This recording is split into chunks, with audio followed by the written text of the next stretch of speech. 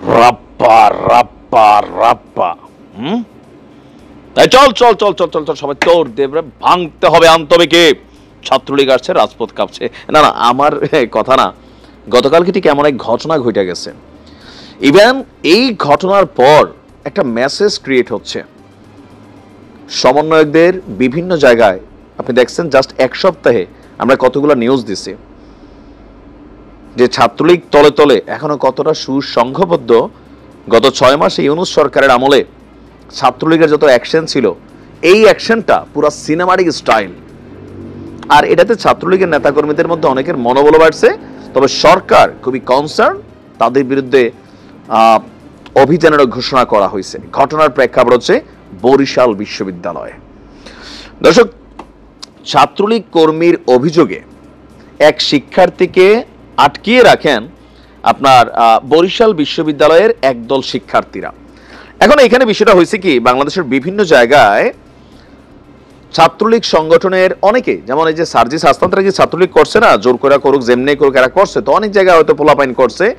তো এখন হয়েছে কি, এই ছেলেগুলা যারা সন্ত্রাসী কর্মকাণ্ডের সাথে জড়িত ছিল না, হয়তো কলেজ ক্যাম্পাসে রাজনীতি করছে, এরা যখন বিভিন্ন জায়গায় পরীক্ষা টরীক্ষা দিতে যাচ্ছে, কখনো বিএনপি, কখন জামাতি, কখনো সাধারণ শিক্ষার্থী, তারা এদেরকে মারধর করে পুলিশে দিয়ে দিচ্ছে। পুলিশ বেচারাও ভাই এখন ক্ষমতার বাহিরে, তারাও কথা বলতে পারে না। তবে যারা সন্ত্রাসী তাদের হিসাবটা আলাদা। এখন গতকালকে ঠিক এমন স্টাইলে ঘটনা ঘটে বসছিল যে ছাত্রলীগেরই কর্মী সে, তো সে গেছে ইউনিভার্সিটিতে, তারে ছাত্রলীগ কর্মী বলে তারা আপনার আটকায় রাখছেন। আটক হওয়া নিষিদ্ধ সংগঠন ছাত্রলীগ কর্মীকে মারধরও করছেন। মারধরের পর বিশ্ববিদ্যালয়ের প্রধান ফটকের মানে প্রধান দরজার নিরাপত্তা কক্ষে তাকে আটকে রাখেন। এরপর ছাত্রলীগের পোলাপাইন এই দরজা ভাইঙা একটা গ্রুপ আইসা এই পোলারে বের কইরা প্রকাশ্যে বরিশাল বিশ্ববিদ্যালয়ে বিজয় মিছিল করছে। আর এই বিষয়টা বুঝতে পারছেন? যারা মনে করতেছেন যে এই দেশে ছাত্রলীগ নাই, যুবলীগ নাই, আওয়ামী লীগ নাই, বিষয়টা কিন্তু তা না, সবাই আত্মগোপনে আছে। তবে এই ঘটনাগুলো আবার ছাত্রলীগের যারা সাধারণ নেতাকর্মীরা, যারা হয়তো দলের সাথে কানেক্টেড ছিল, বড় ভাইদের ডরের ছাত্রলীগের রাজনীতি করছে বা সুশীল টাইপের ক্যারেক্টার ছাত্রলীগ করছে, এরাদের জন্য কিন্তু আরেকটা ভয়ানক পরিস্থিতি নিয়ে আসবে। কেন নিয়ে আসবে? যে এই যে দেখো ছাত্রলীগ তো ভাই এরকমই। এখন ছাত্রলীগের বক্তব্য কি, তোমরা যারাই পাচ্ছ একটা ভালো ছেলে ছাত্রলীগ দেখা তারা তোমরা মাইরে আটকায় রাখতেছো, তোমরা কোন আইন ফলো করতেছো, কেন তারে পুলিশে দিয়ে নেবে? সেই কি সন্ত্রাসী? তোমরা ছাত্রলীগ পাইলেই সন্ত্রাসী, নিষিদ্ধ সংগঠন? মানে এই বিষয়গুলো এখানে আলোচনায় আসছে। শিক্ষার্থীদের অভিযোগ তারা সহপাঠী না, বিগত সময়ে তারা ছাত্রলীগের রাজনীতির সাথে জড়িত ছিল। তো ওই ছাত্রলীগ কর্মীর নাম শাহরিয়ার শান, শাহরিয়ার আইন বিভাগের 2022 শিক্ষাবর্ষের শিক্ষার্থী। সে নিষিদ্ধ সংগঠন ছাত্রলীগের রাজনীতির সঙ্গে জড়িত বলে অভিযোগ তোলেন একদল শিক্ষার্থী। করতেই পারে ওই সময়, মানে এই জিনিসগুলো হচ্ছে কি অতিরঞ্জিত আমি মনে করি। এটা দেখেন, এগুলো যদি আপনি পরিবর্তন করতে না পারেন তো কি হচ্ছে, ছাত্রলীগ করছে কিন্তু ছাত্রলীগের কর্মকাণ্ডে ঘৃণা করছে এমন ছাত্রলীগের নেতাকর্মী দেশে লাখ লাখ আছে। কারণ কি? কারণ হচ্ছে অনেক কিছু দলের সবাই পছন্দ করে নাই, বাধ্য হয়ে অনেকে ছাত্রলীগ করছে। আবার হয়তো ছাত্রলীগ এমনি সে করে কিন্তু সন্ত্রাসী করে নাই। এখন আপনি তারে পাইলেই পিটে ছাত্রলীগ দেখা আপনি তারে পুলিশে দিয়ে দিচ্ছেন, মব জাস্টিস করছেন। তো এটা তো পজিটিভ না, এটা নেগেটিভ। আইন আছে ভাই, মারধর কেন করবেন? তো মব জাস্টিসের যোগ হলে তো ছাত্রলীগ তো এগুলোই করতো। এখন বলা হচ্ছে যে 24শে জানুয়ারি বিকাল 5:30টায় বিশ্ববিদ্যালয়ের সামনে আপনার শিক্ষার্থীদের হাতে আটক হয়। মানে আটক কি, সে কি এখানে সন্ত্রাসী কর্মকাণ্ড করতে আসছিল? রসায়ন বিভাগের একজন শিক্ষার্থী রাকিব বলছেন, জুলাইয়ে ছাত্র আন্দোলনে সে মানে এই আন্দোলনের বিপক্ষে অবস্থান নিয়েছিল, তো সেইটার ঝাল তারা এখন মেটানোর চেষ্টা করছে। এমনকি তাদের বক্তব্য যে সে রাজনীতির সাথে সক্রিয় ছিল। সাধারণ শিক্ষার্থীরা তাকে আটক করে পুলিশের সোপর্দ করার জন্য আটকে রাখছিল, কিন্তু তার সহপাঠীর নাম করে ছাত্রলীগ কর্মীরা তালা ভাঙ্গার চেষ্টা করে। এক পর্যায়ে তালা না, পুরো দরজা ভাঙ্গা শাহরিয়ারকে তারা ছাড়িয়ে নিয়ে যায়, যেটা দুঃখজনক। ছাত্রলীগের বিরুদ্ধে আমাদের জিরো টলারেন্স থাকবে। এখন এই জিরো টলারেন্স শিবিরের বিরুদ্ধে ছিল ছাত্রলীগের ক্যাম্পাসগুলোতে, কি হয়েছে? পরে শিবিরই ছাত্রলীগ হয়ে গেছে, বোঝেন নাই? আজকের দিনে দেখেন না যে সমন্বয়ক একের পর এক বের হচ্ছে, সব তো ছাত্রলীগ ছিল, বাট এরা শিবিরের রাজনীতি করছে অন্তরে।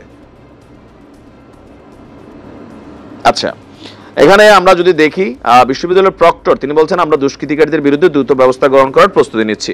তবে এখানে যারা ছাত্রলীগের নেতাকর্মী আছেন আমি আবারও বলি, যারা এই কাজটা করছেন আপনারা যে খুব হিরোইজমের কাজ করছেন বিষয়টা তা না, হয়তো হালকা ফেসবুকে বাহাবা মিলবে, কিন্তু আপনাদের জন্য এই ববি বিশ্ববিদ্যালয়ে, বরিশাল বিশ্ববিদ্যালয়ে যারা নর্মালি চাপে পড়া হোক অথবা বাধ্য হইয়া হোক অথবা মন থেকেই ছাত্রলীগ করছে বাট পরিচ্ছন্ন একটা ছেলে, সে কিন্তু এখন বিপদে পড়বে। এর দেখা দেখে আর 10টা বিশ্ববিদ্যালয়ে এই ঘটনা ঘটবে।